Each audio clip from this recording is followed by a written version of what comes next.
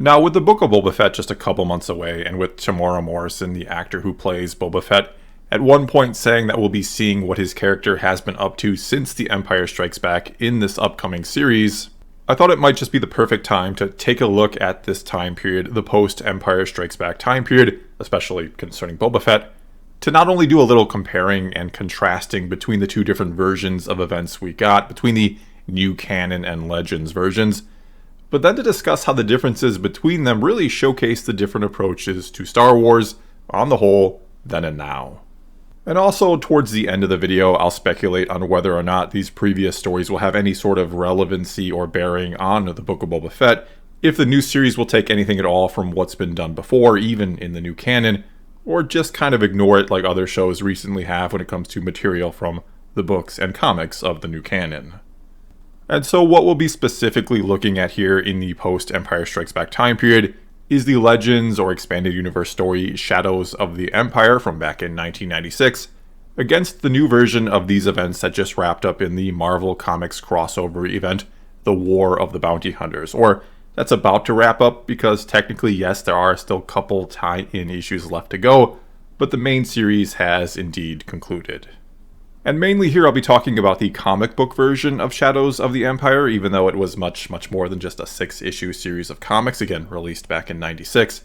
In fact, it was the first sort of large-scale or multimedia project Lucasfilm ever did with Star Wars, the idea being to have the build-up and merchandising campaign of a film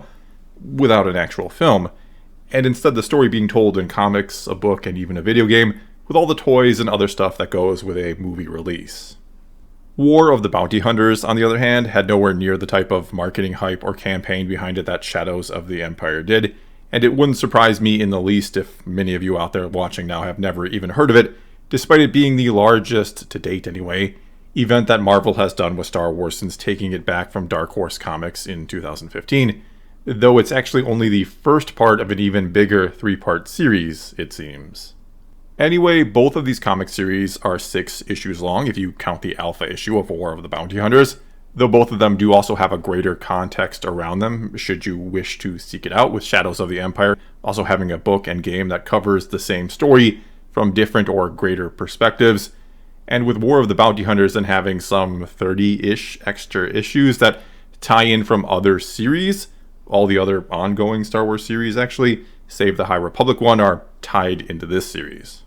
And though you'll certainly get more out of Shadows of the Empire if you read the book or play the video game, I can't exactly say the same about the extra War of the Bounty Hunters content or issues. A lot of the time, the tie-ins either rehash things seen in the main series of comics, or they give you backstory where it's not really needed, or they're carrying on storylines from their series and needlessly sort of intertwining them with the overarching story of War of the Bounty Hunters.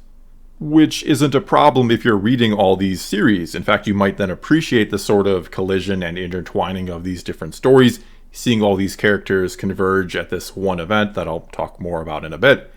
But if you're not familiar with them, if you're not reading all these other series, and you want to read War of the Bounty Hunters, well, not only are you going to be a little or a lot lost, but it's not really going to help you to read the tie-in issues since they rely on you having knowledge of previous events in those series. Basically, what I'm saying is if you just randomly decide you want to read War of the Bounty Hunters, you're going to be pretty confused by some aspects of it. However, the Shadows of the Empire comics series does not have this problem at all. As long as you've seen The Empire Strikes Back, which, if you're going to read these, you probably have seen that movie, you're good to go. You can just pick up these comics and read them, and you'll be able to follow along with the story just fine. It also helps to have seen Return of the Jedi, which, again, you probably have, because you'll then see where this story is actually going. In fact, the intent of Shadows of the Empire is very much to be a bridge between Empire and Return of the Jedi, answering plenty of questions from the latter along the way, like, for example, where did Luke get his green lightsaber from, and what was Mon Mothma talking about when she said that many Bothans died to bring us this information when talking about the second Death Star plans. You'll see all of that and more in this comic. War of the Bounty Hunters really, though, has no intent or interest in being a bridge between Empire and Jedi, or maybe I should say its intent is to make that bridge between those two as long and as drawn out as possible. to be only a tiny speck of a massive and bloated story that will very slowly but surely, milking it for all it's worth along the way, take us from one movie to the next, keeping in mind here that there is only, in-universe, roughly a year and a half between the two films. And to me, The War of the Bounty Hunters is not necessarily a horrible story in itself, especially if you have kept up with all the other books that lead into it. It still highlights, in my opinion, one of the biggest problems of the current or new canon's books and comics, which is that their purpose is not to tell a complete and satisfying story in any sort of concise manner, but instead it's to add loads of unnecessary backstory or context to, again, milk Star Wars for all it's worth. And don't get me wrong, I'm not saying Legends or the expanded universe never milked Star Wars or did anything similar, but the big difference is the overall story would often, usually, progress in Legends, books, and comics, since that's more or less the only place new Star Wars stories were being told. Whereas in the new canon books and comics, rarely do things of consequence happen, and if they do, as I was talking about before, you have to wonder if they'll have any bearing or consequence on what the shows or movies are doing, or if they're just going to be ignored. Which then brings us right back to what these comic series are even about, or what their stories are. And actually, the basic premise behind both is very similar, which is that Boba Fett has trouble taking Han, frozen in carbonite, back to Jabba after the events of The Empire Strikes Back, and that many others are after the carbonite block for any number of reasons, be it other bounty hunters to get the reward for themselves, or Darth Vader to use Han to get to Luke, or just Han's friends trying to save Han.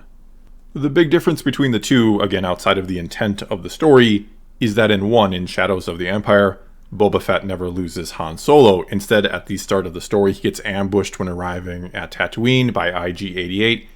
and he ultimately has to seek out a safe place to repair Slave One, and don't ask why he doesn't drop off Han first.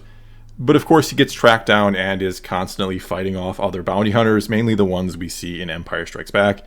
and he is also constantly having to outsmart them and just make his way in the galaxy.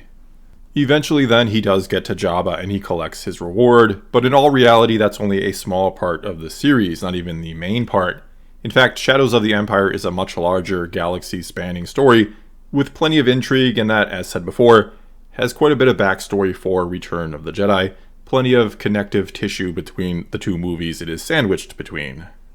One of the main plots, or pretty much the main plot, especially in the book, though not quite as much in the comic, involves Prince Xizor of Black Sun basically trying to kill Luke Skywalker while also pretending to play nice with the rebellion,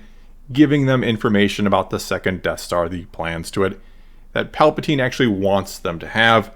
with Xizor's real goal being to basically embarrass Darth Vader and to take his place at Palpatine's side. And it's interesting to note that at one point he kind of ends up kidnapping Leia and tries to use his pheromone powers on her in an effort to seduce her. And there's a part where he's telling her to take off her clothes and all of that, which I really don't think would be in a Star Wars comic book or story these days. Not that it wasn't a bit much for Star Wars back in 1996 either. Anyway, Xizor's plot, no surprise, is eventually foiled by Luke and his friends, as well as with a little help from Darth Vader. All in all, it's a good story that again has a pretty big and epic Star Wars feel to it, with the biggest issues with the comics being that, yeah, maybe the dialogue can be a bit cheesy at times, and you feel like some story elements are kind of missing, like you're only getting the gist of or seeing certain parts of the larger story, which is indeed the case since the book and game do cover other aspects or other points of view, and especially the book goes into much more of the story, or more detail, which really shouldn't surprise you. While in War of the Bounty Hunters, Boba Fett has Han stolen or taken from him after having to make a pit stop because the carbonite block was destabilizing essentially and threatening to kill Han. And in order to pay off the doctor who could stabilize the carbonite block, Boba had to go and fight in an arena as a gladiator basically, taking on the name Jango to do it. And he kills several opponents there in order to get to the top and to fight the top opponent, who the Doctor wanted dead for reasons I don't remember and really didn't care about. In fact, that's basically what the whole first issue or the Alpha issue is all about. Just Boba Fett fighting in the arena to pay off a doctor to stabilize Han's carbonite block before everything really kicks off. Along those same lines though, and despite this being the largest event Marvel has done with Star Wars thus far, it's actually pretty small in scale in general, with most of the story centering around an auction being held by Crimson Dawn, one where Han Solo is being sold to the highest bidder. And this is somehow a huge deal and has drawn the attention of virtually everybody important in the galaxy, despite the fact that, at least in the movies, I never got the impression that the galaxy really cared about or knew Han Solo, that he was the most famous or infamous smuggler ever that had wronged everybody, apparently. I mean, yes, Jabba wanted him because he owed him money, and bounty hunters wanted to collect the reward on his head, but I just never got the impression he was an actual big deal. But anyway, that gripe aside, as said, this auction is being held by Crimson Dawn, the criminal organization we first learn about in Solo, the one that was run by Maul behind the scenes, but is now being controlled by Qi'ra, the first and former girlfriend of Han Solo, as seen in that movie as well. And she apparently has some big plans for Crimson Dawn, after they've been in the shadows or thought to be gone for many years because, as alluded to in the comic, but never outright said, the death of Maul. But Maul has apparently trained Qi'ra well and in many respects. She's even been trained how to fight by him, and, albeit briefly, she goes toe-to-toe with Darth Vader in this comic series. And he recognizes but can't quite place her fighting style and basically tells her she can be no match for him without the Force at her side, or something like that. Either way, it turns out that Crimson Dawn has some big plans all around, and that's more or less the main point of the comic series, to set them up as this big faction with a leader, with a plan, and to do something. And to know what that something might be, you'll have to read Crimson Reign, the next series in this larger 3-part series that starts in December. Other than that, as kind of talked about before, the story of several other characters from other ongoing series carries on here and intertwines with the larger story. We also have a sort of encounter between Luke and Vader. And Darth Vader does actually get his hands on Han Solo, basically showing up to the auction and saying, "I'm just going to take him and nobody can stop me." And then he threatens to kill Han or to cut him in half unless Luke will face him. But Luke realizes he can't face Vader, not yet, that he's not ready. And the two end up having a bit of a ship-to-ship, X-Wing to TIE advanced fight. And that's it. As for how any of this from either story could tie into the book of Boba Fett, well, honestly, when first hearing about War of the Bounty Hunters and learning that it was going to come out in the months leading up to the series, I thought there might be some sort of connection, possibly. It seemed like quite a coincidence otherwise to have this big Bounty Hunters crossover series that would end the month before a Boba Fett series came out. But after now reading it and learning it didn't really have that much to do with Boba Fett, nor was it really much of a war between bounty hunters, as much as it was just a way to, as said before, kind of set up Crimson Dawn for more comic books coming in the near future, well, for better or worse, I really don't see this having any bearing on the Book of Boba Fett, or maybe I should say, probably not.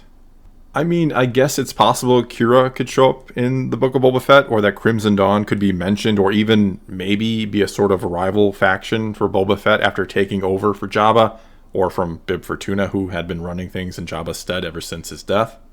And since Crimson Dawn did steal or take Han Solo from him several years back in story, perhaps he's out for revenge against them to take them down. And we have heard rumors that what the show will be about is Boba Fett having his revenge on those who have wronged him in the past.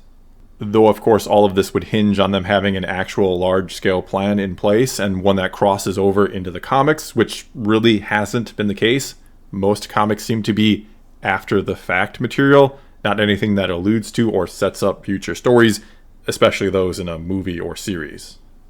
As for Shadows of the Empire having any bearing on the Book of Boba Fett, I think that's even less likely since it's not canon. At most, we could see or hear about Black Sun at some point, which is already canon, or get a flashback where we see Prince Xizor, which would officially make the character canon. Maybe Dash Rendar is mentioned or shows up, and he is already technically canon from another story. But honestly, I don't see them taking anything from Shadows of the Empire for this upcoming series. So in closing here, I think Shadows of the Empire and War of the Bounty Hunters, two stories set in the same time, about virtually the same thing or type of thing, but with radically different intents, again highlights the difference between the new canon and Legends. One was about telling the best story possible, while also continually moving a larger story forward, while the other is more about telling a small story and keeping the larger one moving at a snail's pace in order to use it as much as they possibly can. Well, that's all I've got for you this time. Now it's your turn to tell me what you think about Shadows of the Empire and or War of the Bounty Hunters. Or what do you think about my assessment and the differences between the approaches between the new canon and the old? Or heck, tell me if you think they'll have any bearing on the book of Boba Fett. Whatever you want to talk about, leave a comment below and let's talk some Star Wars. And until next time, thanks for watching.